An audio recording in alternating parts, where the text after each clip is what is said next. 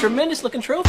One of the number one PlayStation podcast in the Oceanias. My name's Dylan Blind. Joining me, Ashley Hobley. Dylan, excited to be here, even though it's September. It is September. Are you getting scared? Yeah. How's it September already? Because every single time on whatever podcast I mention that PAX is soon, you're like, oh, it is, yeah. Oh, are you more scared now? Not so much that everything's planned. Everything's organized now, so it's not as scary. Why? Was she getting more stressed because she was like, oh, fuck, I need to book flights and accommodation? Yeah, I need to book stuff, but now it's all booked, so... Okay. That was the cause. Yeah, it will happen when it happens. Fair enough. You don't need to be scared. It's okay. This week in the trophy cabinet, a bronze trophy, Crash Team Racing gets Spyro. Silver trophy, Last of Us 2 gameplay is probably out by the time you're listening to this. A gold trophy for PS Plus games getting a great game. A great game. We'll discuss that. A great game. And we hit a platinum with...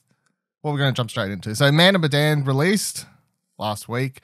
I got sent over a code day of release, so I will have a review up, hopefully, by the time this episode posts. If not, I would presume later this day. Like, if it's not up by the time this posts at 6 a.m. Tuesday, I presume I'm going to have my review done by at least the end of the day.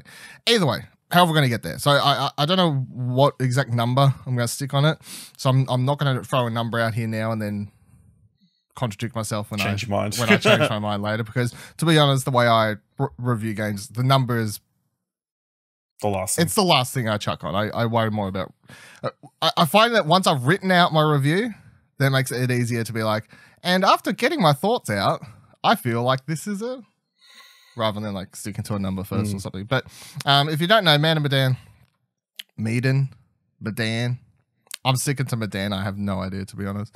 Well, how do they say it in the game? They never say it. They just never say it. They never say it. Well, it's the name of the boat, they never right? say it in any playthrough I done. I don't know if they ever, you know what I mean? Like, I don't know if it's ever said full stop, or it might be said a different way. I don't know, but it's the first of the Dark Pictures Anthology, of course, which is this whole bunch of games that Supermassive Games is doing with these horror anthologies, building on from Until Dawn, of course, which was the PlayStation exclusive from years and years back. It's pretty, it's like if you've played Until Dawn, which if you don't know,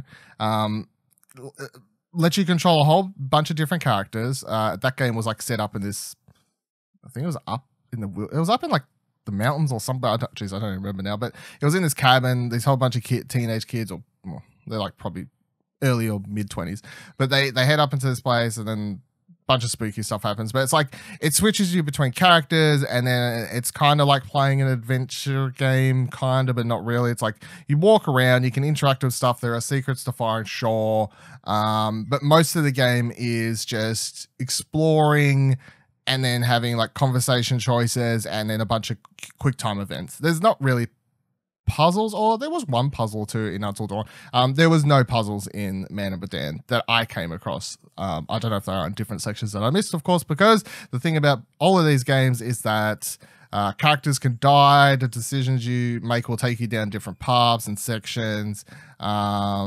Interactions you have will open up completely different areas of the game, and so on and so forth.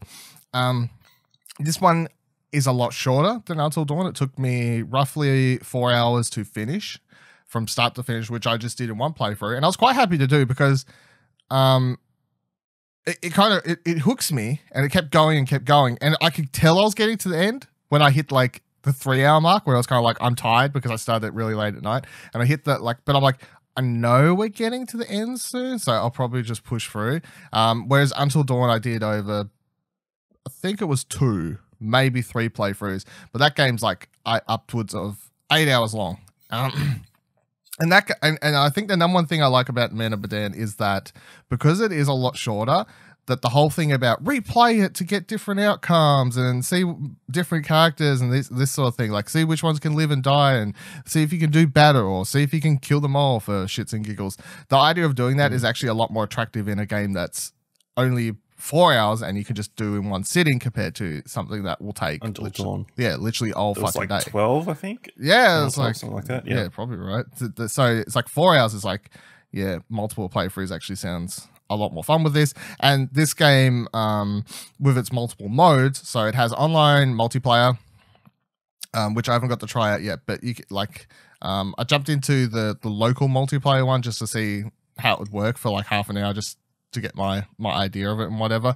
But it's like, either way you do it, it's like there's sections in the game where it'll simply be you and your friend just controlling characters, which can lead to different outcomes and things. But I'd also say like it's a completely different experience, because even from the get-go of the game, and the game starts in like the and I'll get to the story in a second. The game starts in like the 1940s or something like that, right? And it skips forward in time, and you control these two characters at the start of the game, and spoilers, it leads to them dying, and then you kind of skip on the ship that the present day people go and find. I would say that when you're playing 2-player, it kind of spoils the twist in quotation marks, because you can talk to each other about what each other are seeing, and I think it's then easier to figure out what exactly is going on very, very quickly. However, when I played and I'm not going to say what it is, of course, because spoilers, but I think if you were playing 2-player, you pretty much sort that out in the first hour, or less than an hour. When I was playing my playthrough, I didn't figure out what was going on until around near end, about 3 hours into it, and I found out what was going on because of a collectible I picked up, like a document. I picked up several documents because I was, of course, trying to find them all as you go, and I read through it, and I'm like, oh, I see what's happening. So it took me way longer to see what exactly was going on than the multiplayer version, but yeah, so although the story opens with this main section where you're playing in the 40s or whatever, these people on this ship. The ship's like a army US ship. It's set like just after World War II, and I think the ship was supposed to be returning to America US. or wherever it was. Yeah. And then shit goes crazy, and then it kind of crashes, and that's it. And when the present day people, which is how many characters? 5. Yes. So there's a girl, her brother, which is played by what's his name? The main Sean Ashmore. Sean Ashmore, thank you. Yeah. So he's kind of the center actor for this piece, as the attractive, like, look, Hollywood star in game over here, kind of like what's her face was in Until Dawn, the girl, the cheerleader. Hayden Panettiere. Hayden Panettiere, yeah. It's like she's a similar sort of thing. And he really isn't in it too much without going into spoilers. Maybe he is if you make different decisions, but he really isn't actually any of the main characters.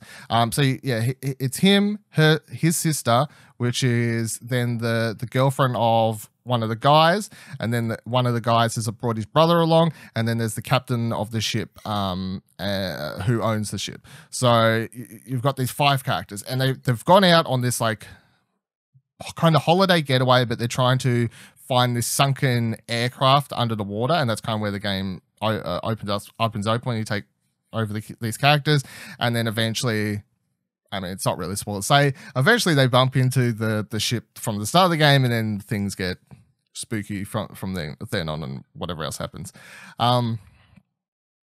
The thing with this one is that it's Until Dawn was basically a lot better at building tension, I would say. Like, it had a lot better build up, and I guess that's because of the longer playtime. This one is mostly jump scares, primarily.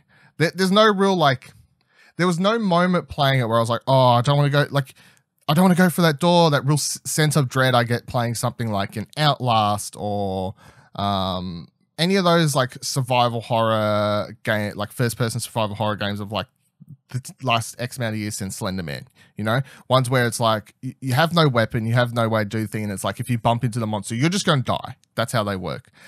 Blair Witch Project or whatever, the Blair Witch game, which released this week on Xbox and PC, which I haven't played yet, is similar thing from what I can gather. You know, it's more about like, I don't want to go in this room because I am really fucking scared. I don't want to do this. This game is more just like, you don't get that, because if your character's going to die, and this is the same for Until Dawn, if your character's going to die, it doesn't matter. Like, it's just part of the game. Like, it's just like watching a movie, kind of. You you go with the flow and what happens.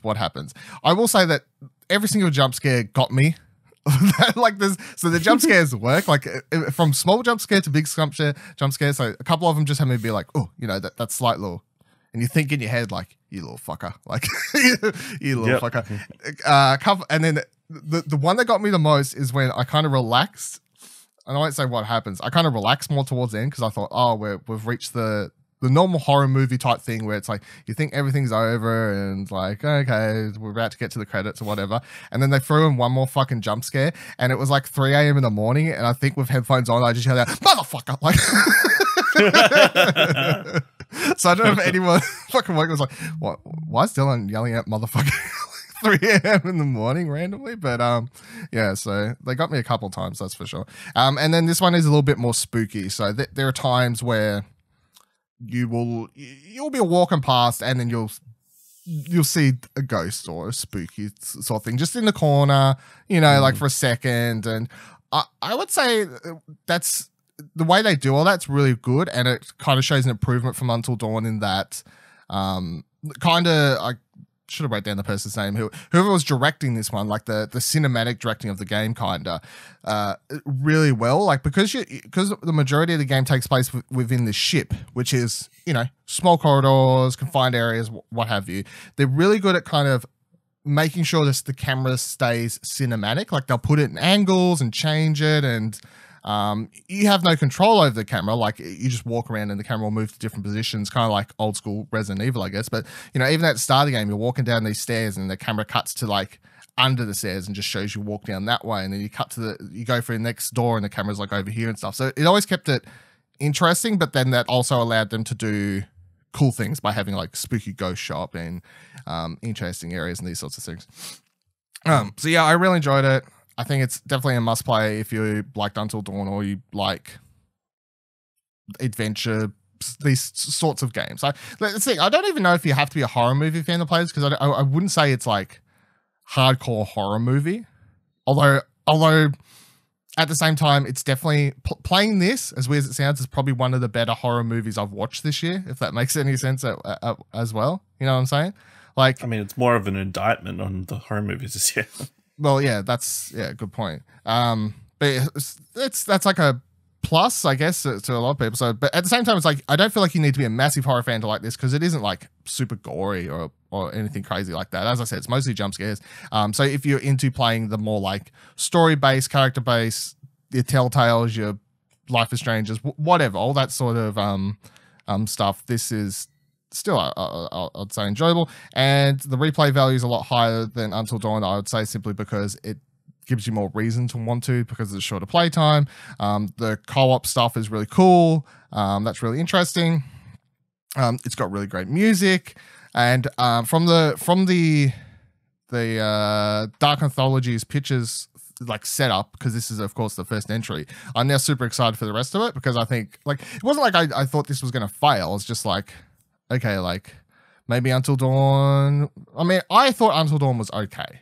It never blew me away like it did everyone else. I know a lot of people think that game is like the horror bee's knees. I was like, it's okay. It's fine. Whatever. I enjoyed it. I picked it up day one. I enjoyed it. I would actually say I like this more. I don't know if that's because smaller cast of characters meant that I actually enjoyed their interactions and stuff a lot more than having like 8 characters or whatever it was in Until Dawn. A much tighter place and runtime all just made it more enjoyable and these sorts of things. So yeah, I'm really looking forward to seeing what they do with this Dark Pictures Anthology going forward, because they are planning to put one out every 6 months basically. They said 2 a year, and when you finish this one, it actually sets you up with a teaser trailer for the next one, which is the I should have fucking opened the thing here to see what it's double called, because I've already forgot, but I got the link here. What is it called? Little Hope, right? So this plays, it's online now, of course, but this plays right at the end when you actually finish the game. Doesn't give you much information on what it is, although it shows you that you can tell straight away that Mr. Will Poulter is going to be in the game. You can tell his face straight away. Another bit of stunt casting. Yeah. Well, they'll have one every game, I presume. Someone of note to put on the cover or what have you. This one seems to be more of like cult spooky, I don't know, like Blair Witch shit. I really don't know. I know. It's dark and people screaming. Yeah. She fell down a hole.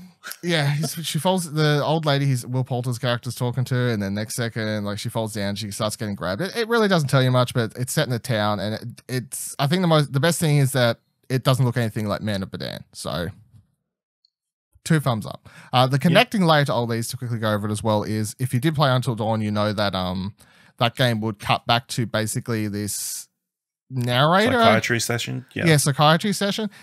Which, within the context of that game, without going into heavy spoilers of that, because some people might still want to play it, I guess, after playing this or something.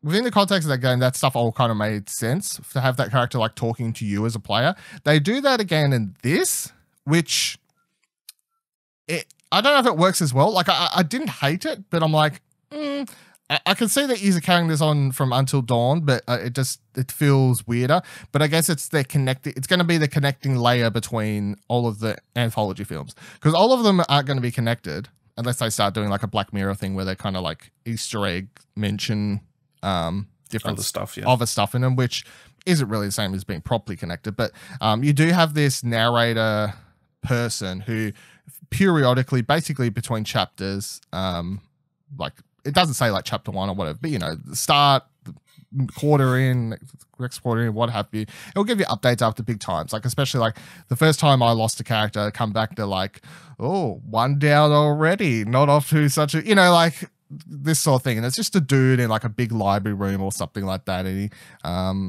just yabs on for a bit. I can't remember the actor's name, but it's the actor who's actually from, I recognize his voice straight away. He's he's in Preacher. He plays one of the main villain within Preacher, actually. So it's someone of note, I guess, like not super note, but he is someone. But yeah, I enjoyed it. It's fine. I could do with or do without it, but it's also how the game opens with basically an opening credits sequence, kind of like a TV show with this dude, this curator, I think is what he's credited as. He's like marching down this hallway, and they have this like cool opening credits. It's like old actors' names, writers, directors, all this. I presume every game will do that. Maybe it'll be the exact same one, maybe it'll be a different one. I'm not entirely sure, but I did enjoy it nonetheless. So yeah, I think Man of Medan, first the Dark Pictures Anthology, for the price, because I think it's like $40, $30, something. No. Yeah. 30 or $40 or something like that. It's like 40, yeah. Yeah, and I'm sure it's less if you go JB or somewhere like that, I suppose. Yeah. For the price, it's like, I mean, yeah, like cool, pick it up, have fun. Play the I obviously didn't get tested out, and I won't get tested out properly, although I opened it. As I said, the mode where you literally pass around the controller, the movie night mode. You pass around the controller when you play as different characters and you and a bunch of friends or whatever. Like, if you've got the friends to fulfill such a thing as that sounds like a great fucking, 3-4 hour get drunk and do that. Like, that sounds like a good old time. Yeah, so Man of Medan. Whatever you want to call it, to be honest.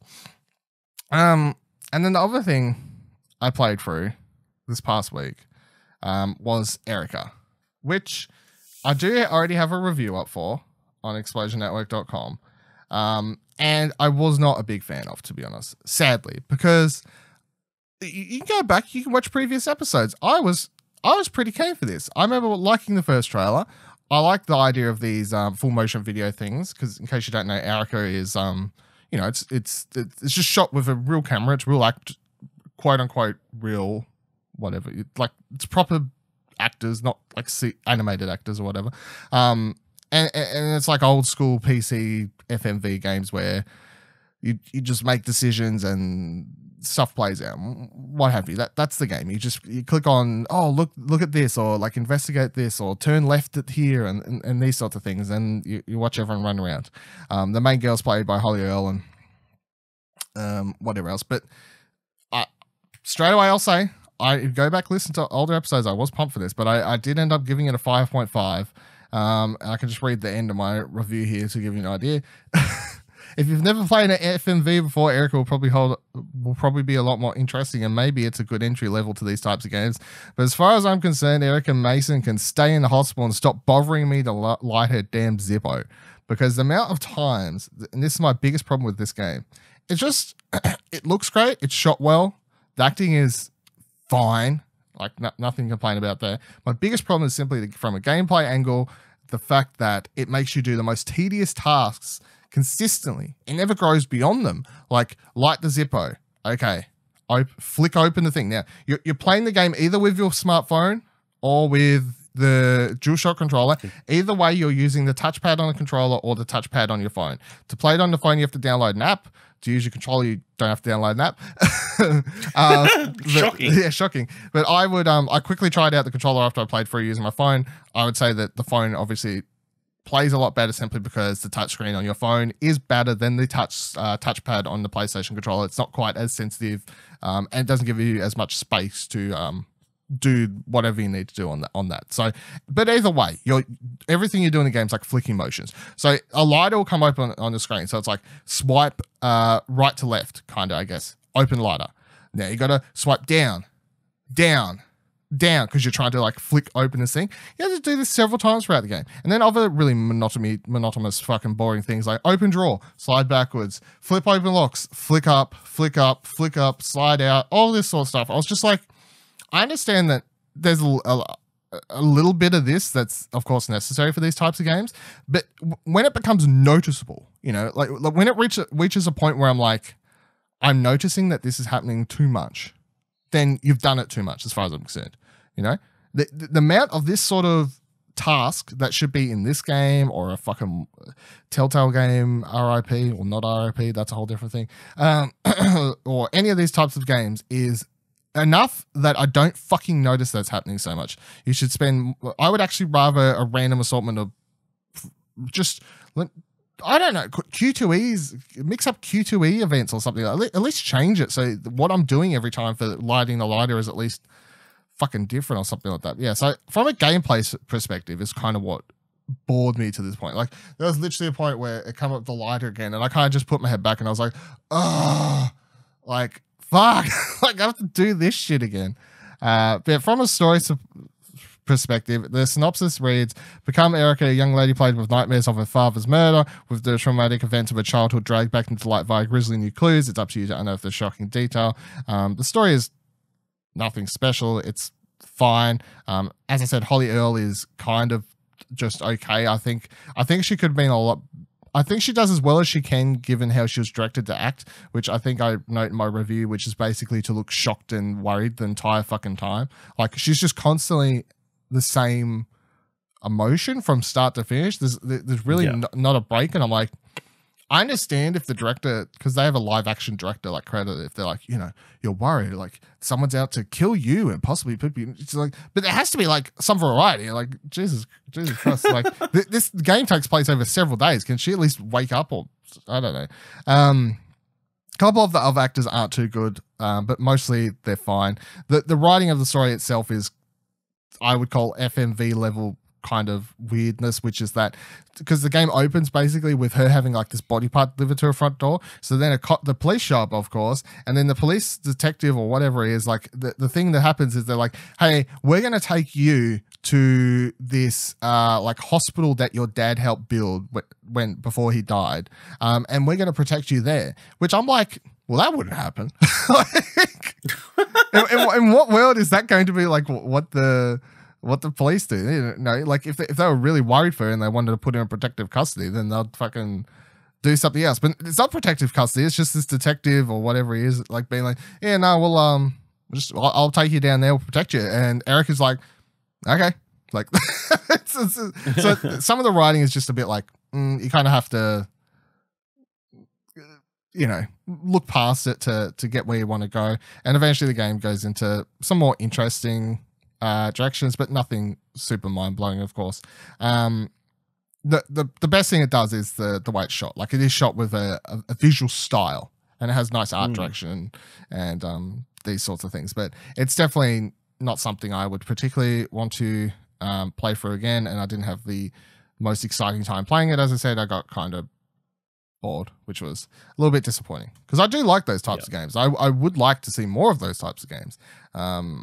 And I hope that dev team, I just closed the thing, Future or whatever, Flutter, I should get it right, fucking hell. Flavorworks. Fucking hell. I hope that company, because it's only a couple people. I hope, and I'm saying, I think my review is on the lower end, which is, fine, whatever. But I hope they continue, because I know on their website says like we've spent the last couple of years or whatever building this technology. So it sounds like they want to continue making these types of games, and they kind of set up this whatever. I guess the app, like have the app downloaded on your phone and then play it that way, kind of thing. Like I guess that's kind of what which isn't PlayLink anymore, which is the other weird thing. Like when this game was announced, it was called PlayLink game. Now it's not a PlayLink game, it's just called Erica, and there's Erica app. It doesn't say PlayLink Erica app, which is weird, but nonetheless. I mean, it doesn't really make a difference because every PlayLink game you had to download a different app. So you did, but they all said PlayLink somewhere. Like even the one the police one, what the fuck that was called, I forgot already. That said like PlayLink or whatever, and all the trivia ones all said PlayLink, but Erica is no longer a PlayLink game. So yeah, I'd like to see more from them, because I hope they can. I hope the next one's better. That's my review for Erica. Hope the next one's better.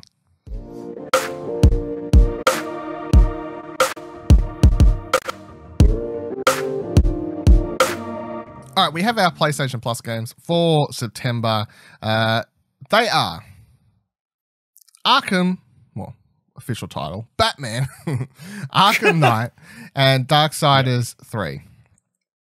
So they are out. What's today's date? They are the day of release of this, or later today, or however it works out. I don't actually.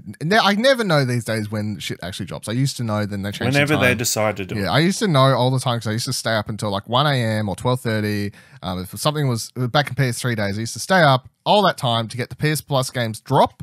And then, because I had way worse internet then, because I'd want to like get them downloading ASAP. So I'd stay up to get them downloading. And then maybe they're done by the time I wake up, like, 7 hours later or whatever. Not likely. Yeah, not likely. This was pre-NBN days. These days, whatever, it's not an issue. So yeah, 2 games, Darksiders 3 and Batman Arkham Knight. So I'll start with Darksiders 3. I probably won't play this because I never actually finished 2 and I just don't have the time. But whatever, I looked up, it got, it got fine reviews when it released. I think a lot of people just missed it because, it's a weird franchise, really, Darksiders. It's got like a niche fan base that care or whatever, but then it's like, it can't grow outside of that. But I like the first one a lot. Never finished the second one. Probably won't play this, let's be honest. And then Batman Arkham Knight. Of course, it is the bullied entry of the franchise. Really, everyone loves Arkham Asylum. Everyone loves Arkham City. People kind of either forget or like that Arkham Origins exists, but of Rocksteady's trilogy, not counting Arkham Origins, I actually really, really like Arkham Knight, and I don't have any problems with the Batmobile stuff particularly. It gets a little bit ridiculous with the amount of stuff you've got to fucking shoot sometimes, and I'm like, okay, it definitely feels like they put so much time and effort into building this Batmobile that they were like, well, we better do some missions for it, because we have to justify this. Yeah, we've put so much effort into crafting this Batmobile and the way it works and the way it plays within this universe, that to have it not just be something that you can drive from point A to B, I guess they would have felt a bit wasted. And I guess that's why there's so many fucking Batmobile missions. And I understand that stuff to a point, but when people act like the Batmobile stuff ruins the game, is where I'm like, I would say that's hyperbole. Like completely fucking ridiculous, because I absolutely love this game and I think that it closes the trilogy absolutely fantastically. It did some really amazing story stuff, like linking up and finishing up the whole trilogy. I kind of guessed the big, I'm not spoiling it, but I kind of guessed the big reveal by that you get at the end of the game, because I've read comics, and it was doing a similar sort of storyline that is in the comic books. And I was like, I think this is where we're going, and it was, but that was fine. But some of the other stuff they kind of do with, I guess, not big spoilers, but Joker in this game post his death in Arkham City was really quite interesting. The way he will literally just show up in random places and talk to you. And it's like kind of creepy at times, and you'll literally just it really was like the first time playing through it, and you'd grapple up to a random building, and then all of a sudden Joker would be on top of there, like just talking to you or whatever. You're like, what the fuck? Like how, I don't even know how to do this, but yeah, I really like this game. I think it gets shit on a bit too much, in my opinion. What are your thoughts though? Yeah, Arkham Knight, it's a great game. Obviously, yeah, the Batmobile stuff has been much maligned and hated on probably a bit too much. I think it was just those stealth ones where you had to get up behind the other tank things. Yeah. Those were just a real drag and like really frustrating. But I mean, everything else was adequate with the Batmobile, so it only dragged it down a little bit. But yeah, all the story stuff in it, and you get to play as Batman again, flying around Gotham. It's great. Most of that, most of the stuff is optional too. That like all that extra stuff. Like I understand, like the Deathstroke fight is like non-optional. Yeah, it was one of the main missions, wasn't it? No, I don't think so. Oh, okay, well there you go. It's all optional. So do what you need to do. Yeah, tank battles. How about Darksiders? Yeah, probably not going to. I mean, it looks fine, but yeah. It's going to be a busy couple of months. It is, yeah. And that game's not exactly 6 hours. No. But it's just interesting. It's like came out November last year. It's already on PS Plus. So I guess, like, I don't know. Gotta get. I mean, THQ can afford to do that, I guess. Apparently, THQ can afford to do literally whatever the fuck they want to. So pretty much, yeah. All right, so next piece of news is Crash Team Racing is getting Spyro characters, karts, and tracks. Just reading off the PS blog here. Spyro glides into Crash Team Racing Nitro Field this week in a new Grand Prix pre-season. Hello, PlayStation players and CTO racers everywhere. We're excited to be back with you in another blog post, blah, blah, blah, blah. We're thrilled to bring together two icons from the days of PlayStation past, gaming legends who have been spinning, jumping, whomping, gliding, and flaming bad guys for over 20 years. Now Crash Bandicoot and Spyro the Dragon will get the chance to take on each other on and no better place than the racetrack.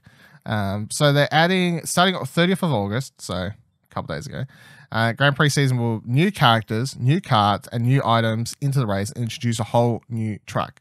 So you got Spyro, Nasty Nork, and Hunter as the unlockable characters that you'll be able to get in this one. And they've each got their own unique carts as well. And they look really cool and awesome. And you get stickers and whatever else, which isn't super exciting. But the track is kind of what I think absolutely looks fucking fantastic. It's literally this track that kind of goes through different elements and periods of the Spyro games.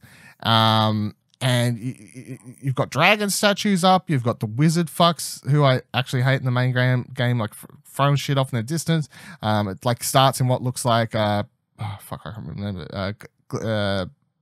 Glimmer, oh jeez, I don't remember. The main homeworld of Spyro is like Glimmer or some shit like that. Then you go for a whole bunch of different sections. So yeah, I think this absolutely looks great. Of course, this is all free. None of this is that you have to pay for. I haven't had a chance to jump in and check it out yet, obviously, or else I'll just be telling you how it is to play it, not just reading off this fucking PS blog post and talking about it. But I definitely want to jump on, give it a look, see it go. I jumped on and gave the last one a look as well. I like how they're adding new tracks for this for free. Of course, I thought when they added the microtransactions stuff post-launch, I said that was a bit icky, but I'm still glad to see that the free content updates are continuing to be a thing. That said, it wouldn't surprise me at this stage if they announce a fucking battle pass or some shit's gonna be fucking added. Like, yeah, that's it. We only did our 6 months of free content, and now have a battle pass and whatever else. Because basically, the way these Grand Prix things work is that they're fucking battle passes anyway. Because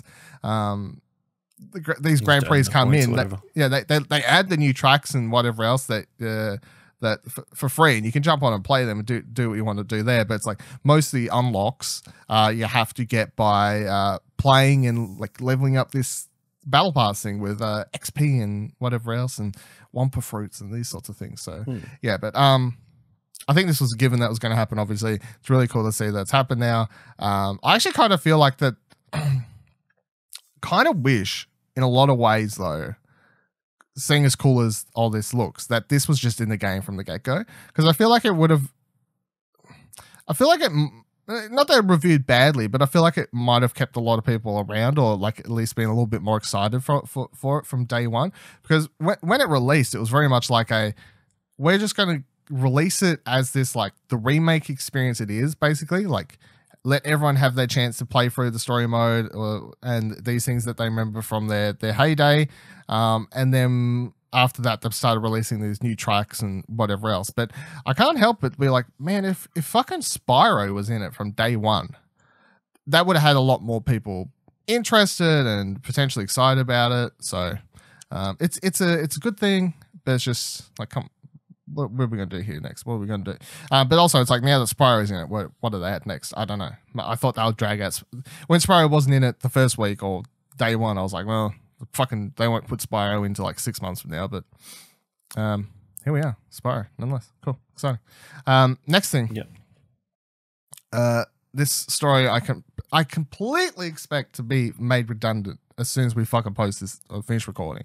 So, story comes from Push Square. It says, new The Last of Us 2 gameplay shown behind closed doors could be made public soon. It says, it feels like an ice age since we had a fresh look at The Last of Us Part 2, Last of Us Part 2. But as it happens, we might get another glimpse of Naughty Dog sequel at some point soon, according to @Gaming4T on Twitter. The upcoming PlayStation 4 exclusive was shown to a select audience at this year's GameStop Managers Conference. The showing has been described as a vertical slice of gameplay. Naturally, not much more can be said about what was presented. However, when we asked whether the gameplay will be made public, Gaming_Forte replied soon. Hopefully soon means soon and not months down the line. So I would presume that this has to be like going public within a reasonable amount of time. There's no way they can show new gameplay at this fucking, and this GameStop conference thing is also where the Lion King Aladdin thing was first shown off and revealed for whatever fucking reason, and now that's had an official announcement like a couple days later, basically. So I would expect this to be coming out sometime soon. There's no way you can show a bunch of people this, and I'm surprised A, it hasn't leaked, which is weird, and B, like the longer you hold it off, the more people are just going to keep nagging for it because they know it exists now. There's a difference between like people nagging for a release date or something like that when that's doesn't know it exists, but people know there's gameplay out there now, that they showed gameplay to someone, and you know what gamers are like. There's no way they're gonna rest happily on this one. They'll keep nagging for it. So yeah, wouldn't surprise me that the second we close this episode off, the second I click stop recording, I look on Twitter, Last of Us 2 gameplay is up. Wouldn't surprise me. Wouldn't surprise me at all. That's literally how this show works at this point. Yep, pretty much. Do I put in prediction? No, I think I'll hold off for a couple more days. We'll be right this time. You reckon? Yeah.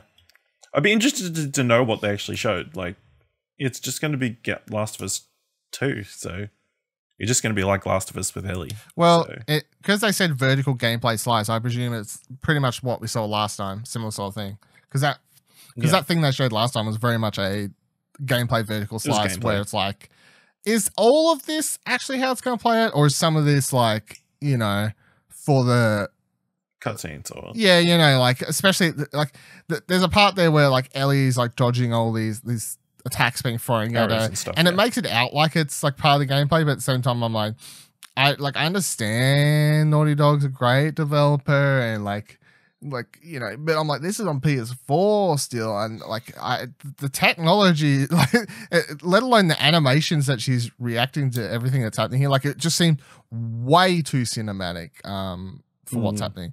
So yeah, that kind of makes me think that they say gameplay vertical slice. I fully expect it would be a similar sort of thing like that. Just plays out. Like how much of this is actually gameplay? Don't know. How much of it is for the sake of having it be a gameplay vertical slice? Probably all of it. But either way, I want to watch it. Like, there's no arguments about that one. Either way, I would like to watch it, please. So yeah, expect that to be. What do you think this means for release? Like, obviously they're showing it to GameStop, manages, it's got to be like in the next 12 months, you would think. Oh, it's definitely out.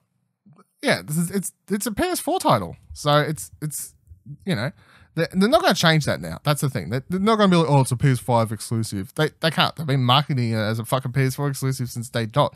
So, and the PS4 is going to be out by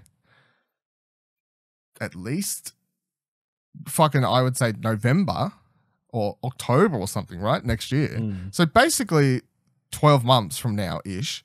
I fully expect it to be released early next year. Like I as much as you argue about these release dates that I'm going to throw out, like how much truth is to them, I fully expect this to still be out within the first quarter of next year, because they need to get it out, have its marketing campaign, get it done, let it have time to settle, and then they need to focus all their attention on next gen. You know, they need to release this and have it done so they can focus on talking about next gen, and not have them all confused. And if those rumors about them doing the PS5 reveal event in February, which would make sense because that's basically what they did for the PS4 as well. Like that's the rumor that's going around. Like they're going to have a PS5 reveal event, like a proper like show you the thing like they did for the PS4 in February. Then it's like, okay, well, if they're going to do that in February, then I guess The Last of Us could come out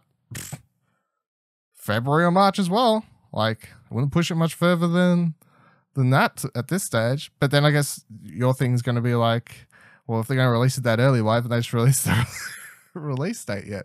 To which I'm like, well, I guess they don't want to lock it in until maybe they have a rough month, but Sony's become a lot better at not saying anything until they actually have a day.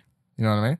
Like they could say like put out a trailer and have February, but then they're like, oh fuck, it actually has to be like March 2nd. Like that's what we've worked it out to be now. You know, so and especially when you watch that game, you know, you watch that God of War documentary that show, and they kind of show like they put out, it's like a month. It's like, fuck, we're not going to make that. Switch it to a day. Oh, fuck, we're not going to make that.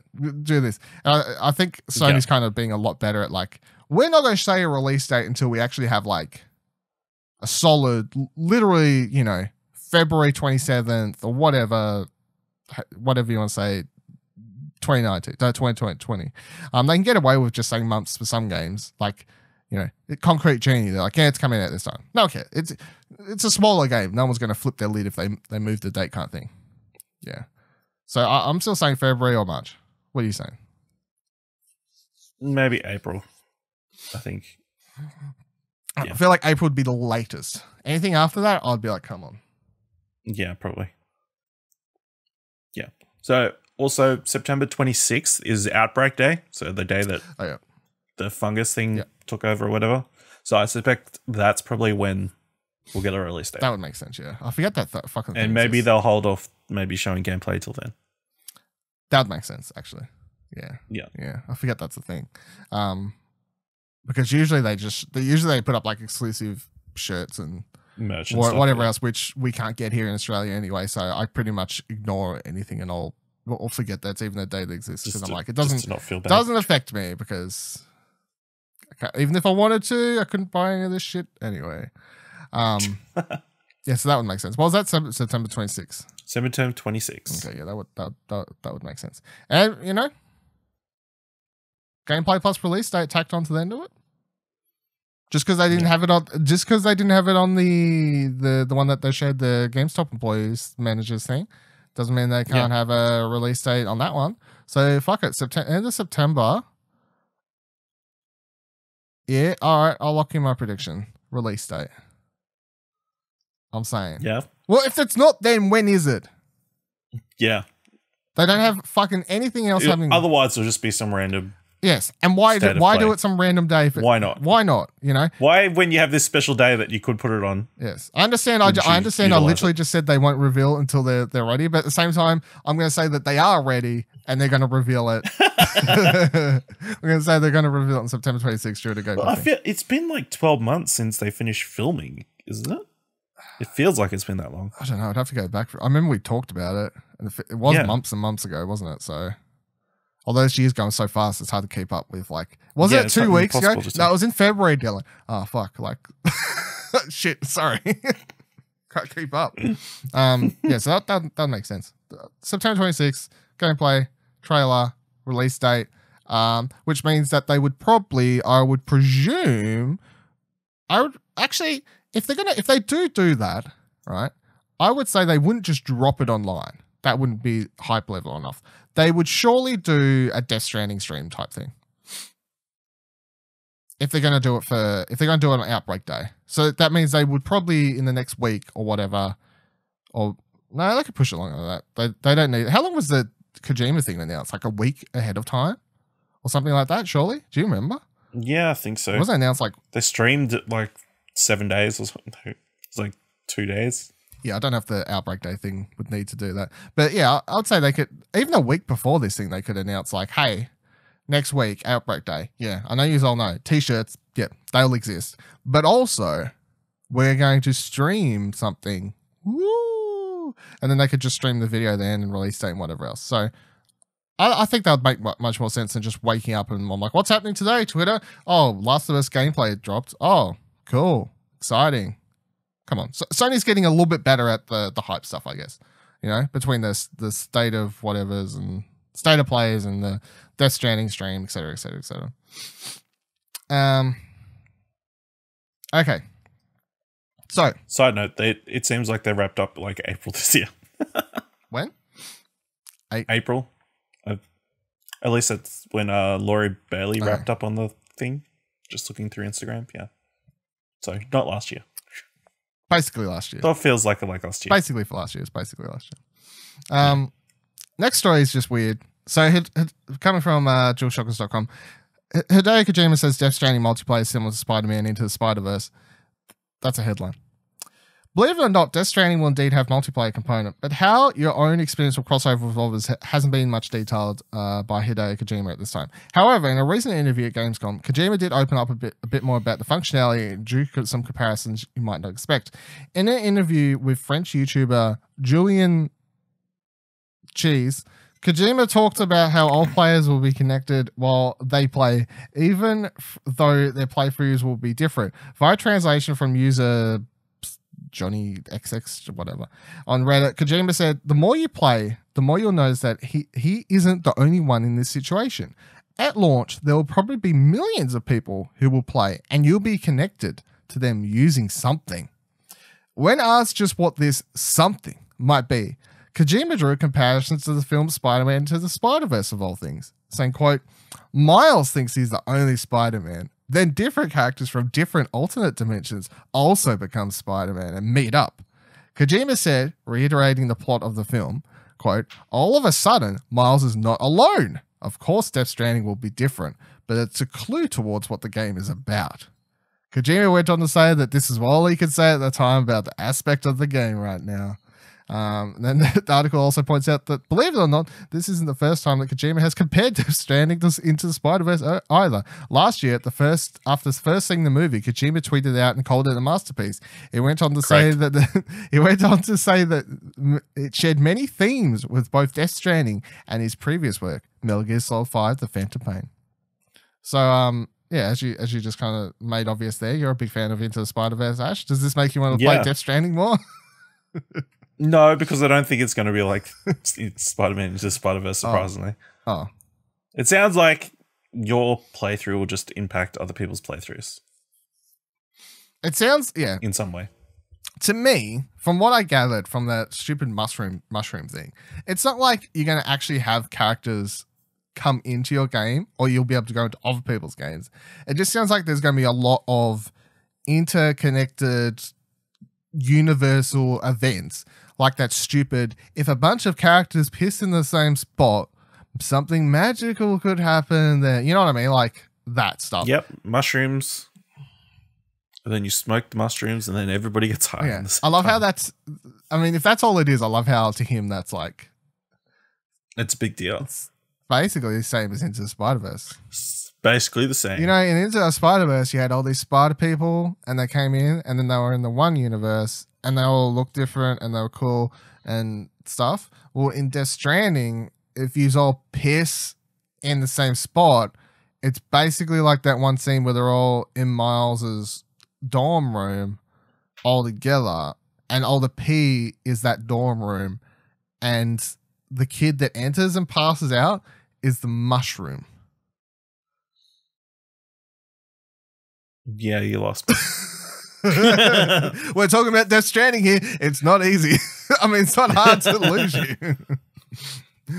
Yeah. So figure that one out. Make of it what you will. I think it's quite a funny little quote, though. It's just... I think he just wanted to talk about Spider-Man into Spider-Verse, which is completely understandable. Maybe, yeah. I mean... You know, he had to justify it. Sometimes I feel... Don't need to justify it, Kojima. Just talk about it. Sometimes I feel like he only makes games so he can talk about movies he likes. And music he likes. Damn, I could start a blog and talk about how much I love Mads Mikkelsen, or I could make a game and cast him in it. Yeah. What should I do? I'll make the game and cast him in it. Sure, okay. I could start Tumblr.Mads Mikkelsen fan 101, or I could cast Mads Mikkelsen in my upcoming video game. I'll do that instead. That sounds like the better choice. Now I need to invent a video game so I can... so I can cast him in it.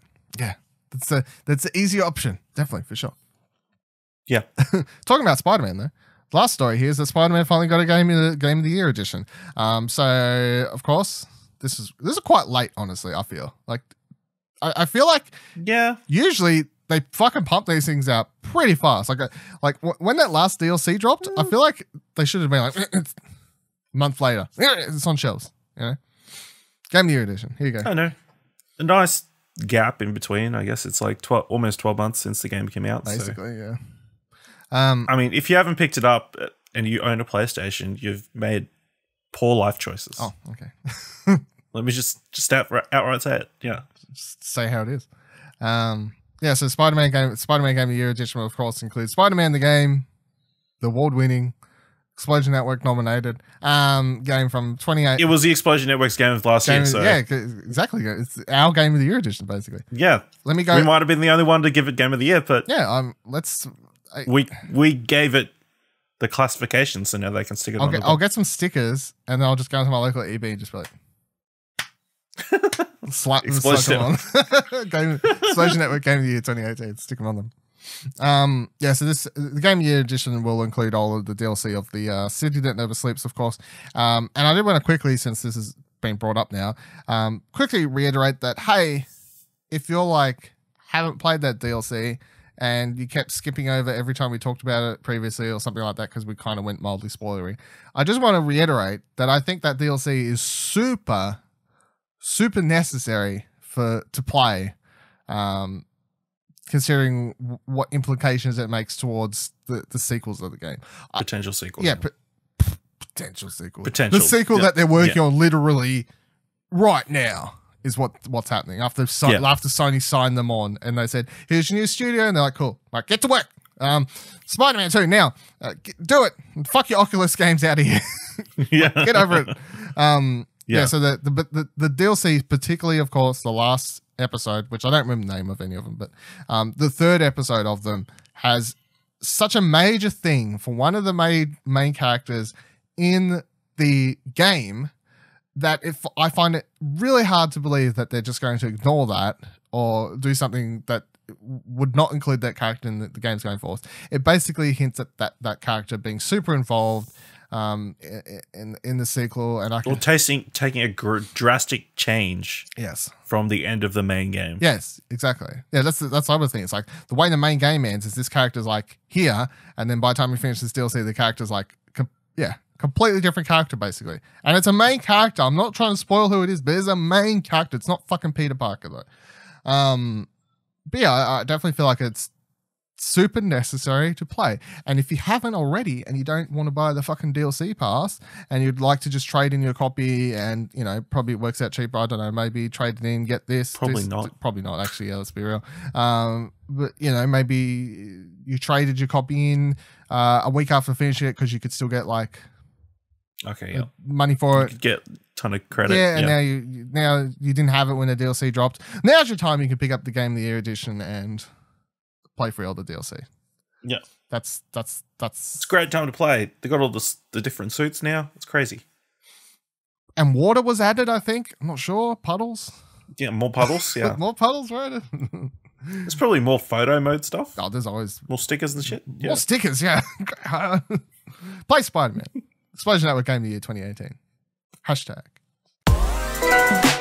#.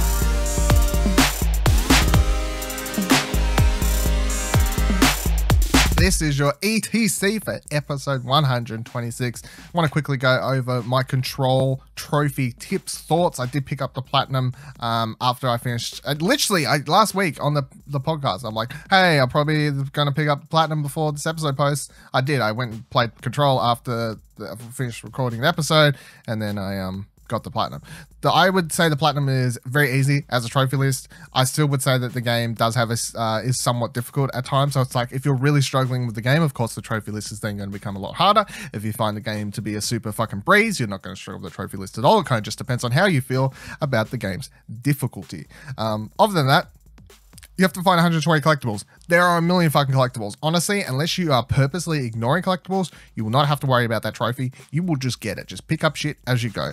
The number one thing that people may struggle with by the end of it is maxing out your character and completing the 25 board measurements, whatever they're called, which are basically extra tasks that you can pick up at your checkpoint save point thingies, and then you can have a max of 3 active at the same time, and they'll reward you with like materials and upgradable stuff or whatever.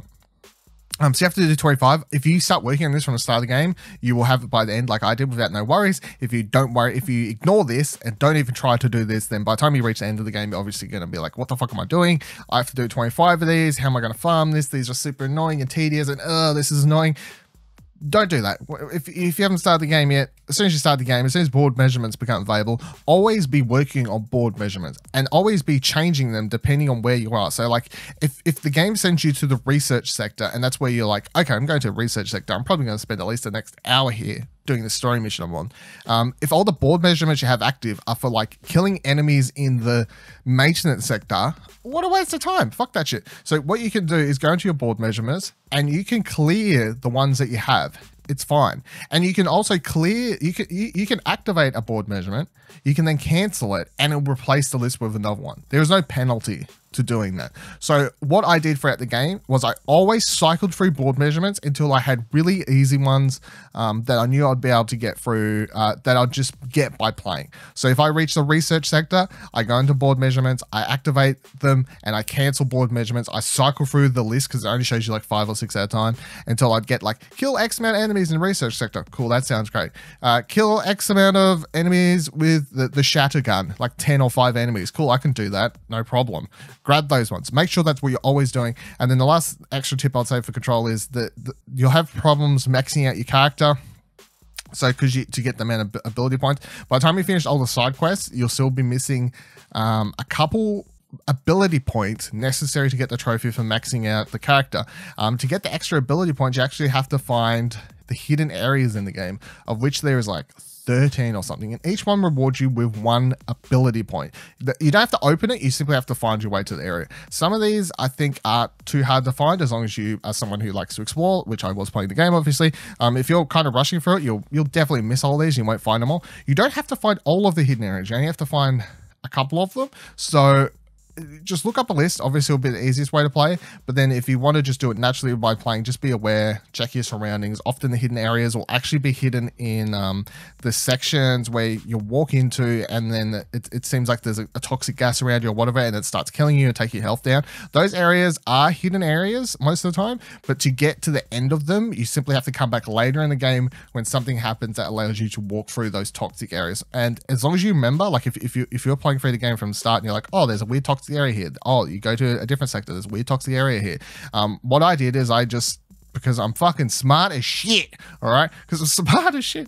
I remembered where all the toxic areas was, and then once I was able to run through them, I kind of just went back and went through them all.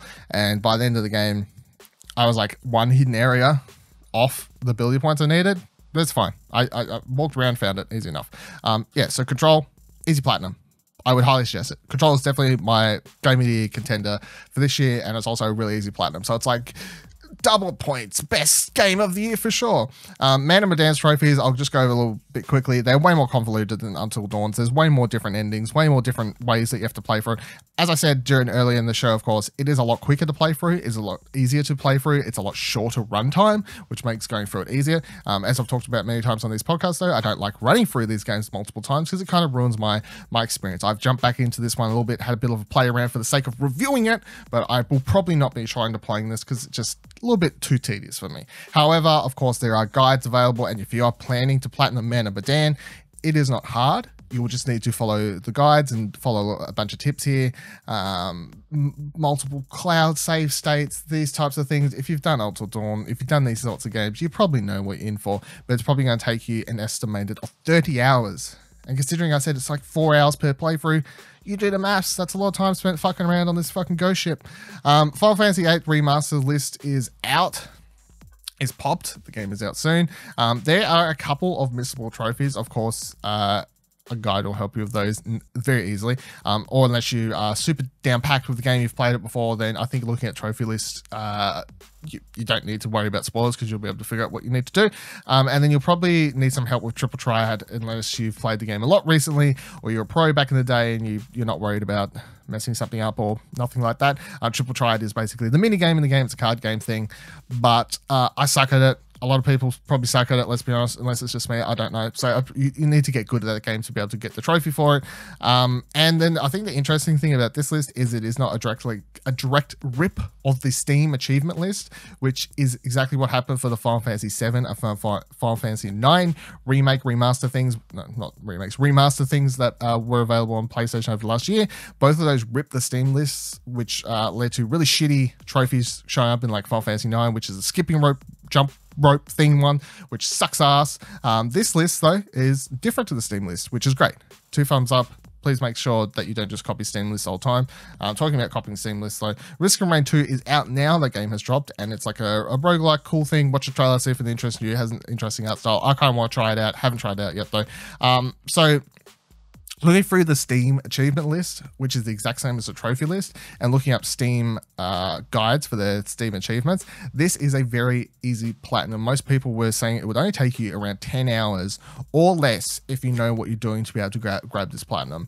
I think you could just mindlessly wander around and pretty much get all the trophies by just playing the game for 8 to 10 hours. That's how easy this one is. So I was already interested. And seeing that everyone on Steam says that this is easy 100% and the trophy list is exactly the same as the Steam achievement list, yes, please. That sounds exciting. And the last game to talk this week with this very long every trophy counts segment, to be honest, but I had to give you them Control trophy tips. I had to tell you how easy it is. I want everyone to play Control. Last list, Torchlight 2 is coming out soon for PS4. I believe it's out today of release, if not tomorrow or something like that. And the PS4 list is nothing like the Steam achievement list. And this is a good thing because the Steam achievement list has someone who has played the game on Steam is shit. I don't like it. There are a bunch of miscellaneous, like fucking shitty Diablo-like trophies, which if you've played Diablo on PlayStation, you know there's a bunch of crap for that. But most of the trophies actually just relate to beating bosses. In fact, most of the trophies, over half of the trophies in this game are just beating bosses. And you know what you do when you play through the game? When you're just playing game, you usually just beat bosses. And that means you're just going to be getting trophies, which is fucking fantastic to me. There are a couple of ones, of course, though, beating New Game Plus. No problem. Easy enough. Couple miscellaneous things like finding a legendary weapon. I'm pretty sure we'll all just come across that naturally.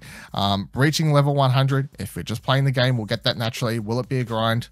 It's a bit of a grind, but nothing to cry home about. The hardest trophy, though, will be beating the game on hardcore difficulty, which, of course, hardcore difficulty means you die. You're dead. But you'll be able to abuse cloud saves, USB saves for this if necessary. And of course, I can't 100% confirm or deny because I don't know if they're changing it for the PS4 release or not. But you might be able to, if they let you, actually play hardcore mode but on easy, if that makes sort of sense. We're kind of yet to find out. But if it does let you play hardcore mode but on an easy difficulty, then hardcore mode is just going to be a matter of being like, well, just play it careful and you'll probably be okay. But then again, as I said, you can back up your save to cloud saves, back up your save to USB, and always kind of have a backup there for your hardcore playthrough. But that's going to be the hardest trophy. And especially since a lot of people compare Torchlight to Diablo, of course, the Diablo trophy list is way fucking harder than this one. So that's cool. That's good. And that has been your ETC for this episode.